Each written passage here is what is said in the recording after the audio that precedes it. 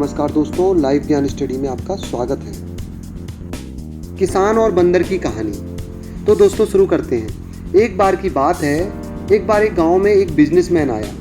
उसने गांव वालों से कहा कि मेरे पास एक स्कीम है और इस स्कीम के तहत मैं बंदरों को खरीदना चाहता हूँ।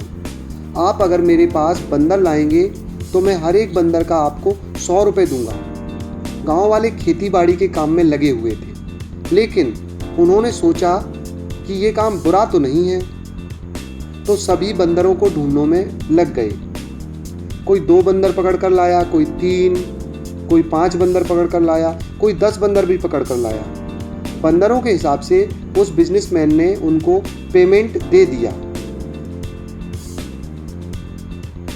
गांव वालों को भी लगा कि ठीक है, उनको उनकी मेहनत का फल मिला है और ये बिजनेसमैन ईमानदार है। थोड़े दिनों बाद बिजनेसमैन वापस आया और उसने कहा अब की बार आपको 200 रुपये मिलेंगे। तो गांव वालों को लगा कि हमें ये काम करना चाहिए या नहीं करना चाहिए। उन्होंने आपस में डिसाइड किया कि ठीक है, हम बंदरों को पकड़ लेंगे, लेकिन बंदर इतने बचे ही नहीं हैं, इसलिए उनको बंदर ढूंढने में दिक्कत का सामना करना पड़ेगा। इस बार बंदरों की संख्या बहुत कम थी। आसपास के गांवों में भी बंदर विलुप्त हो रहे थे, लेकिन फिर भी गांव वालों ने मेहनत की और जिसको सफलता हाथ लगी उनको पैसा भी मिल गया।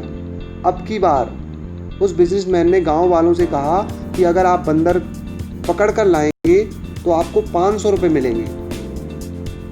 एक बार गांव वालों को शक हुआ कि आसपास गांव में बंदर नहीं है, अब हम बंदर कहां से पकड़ कर लाएंगे। तो सभी गांव वालों ने डिसाइड किया कि अब आगे से हम हमारी खेती का काम ही करते रहेंगे, हम इस बिजनेसमैन के चक्कर में नहीं पड़ेंगे।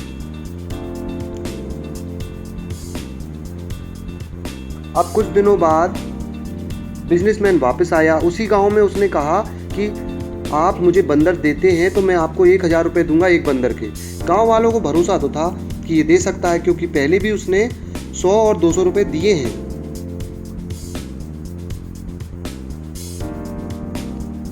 उन्होंने कहा कि आसपास बंदर तो हैं नहीं, हम कहाँ से लाएंगे। लेकिन बिजनेसमैन ये कहकर चला गया।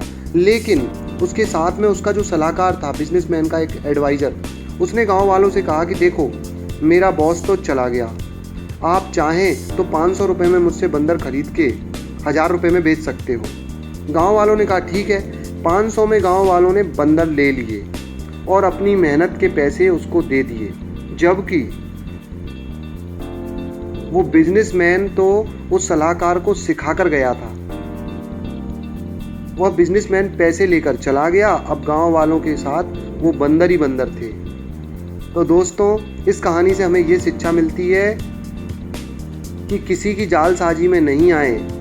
आपको एक लर्निंग भी बता दे रहे हैं कि आपके पास जो भी पैसा है उसको संभाल कर रखिए, किसी की बातों में मत आइए, क्योंकि